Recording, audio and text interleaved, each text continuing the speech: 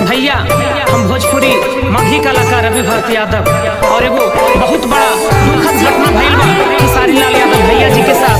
नेपाल में उनका stage programme रहे, लेकिन केहू दुश्मनवा के कारण से वो प्रोग्राम कैंसिल करे के पड़ल और उ चलते पब्लिक बहुत गुस्साइल बा।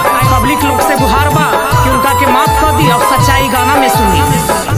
गईले खेसारी भैया नेपाल दूर देशवा, गईले खेसारी भैया नेपाल दूर देशवा, पब्लिक के पावे खातिर प्यार हो पुलिस जाए न दिहलस, पुलिस जाए न दिहलस, एही से भइल मारधार हो पुलिस जाए न दिहलस, जर गइल चार गो कार हो पुलिस जाए न दिहलस।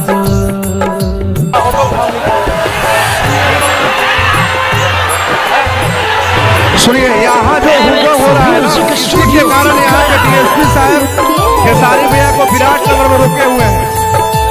आप लोग हुड़दुम जब शांत कर दीजिएगा तब हो जाएंगे, नहीं तो यहाँ के डीएसपी साहब प्रोग्राम बंद करने के लिए बोल रहे हैं। यहाँ कोई अच्छे लोगों ने नेट पर डाल दिया है क्रिस्टल। बिना बतैले लोगवा बेचले टिकटवा, बिना बतैले लोगवा,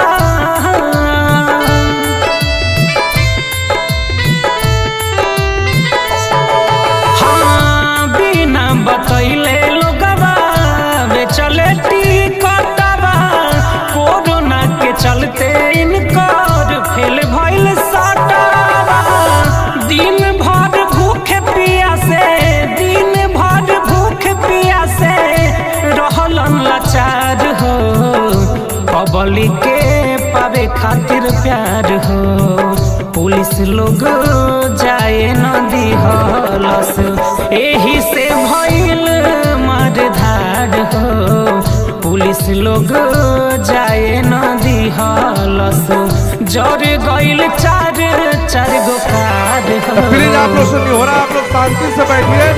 वहाँ डीएसपी साहब विराट नगर में उनको रोके हैं। आप लोग सलेक्टा से बैठिएगा तो 10 से 15 रुपए खेसारी भी आ जाएंगे। ठीक है, आप लोग शांति से बैठिए।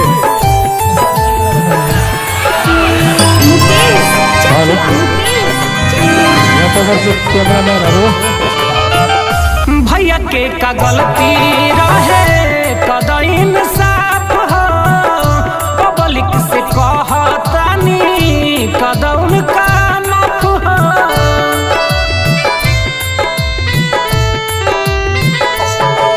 हाँ भैया के का गलती रहे कदा इंसाफ हो, पब्लिक से कहतानी कदा उनका माफ हो, धोखा यज्ञ जरावा देलस, धोखा यज्ञ जरावा देलस, कैलस ना विचार हो, एही चलते भइल मारधार हो पुलिस लोग जाए न देलस, एही चलते भइल मारधार हो पुलिस लोग जाए न देलस, जर गइल चार गो कार हो पुलिस लोग जाए न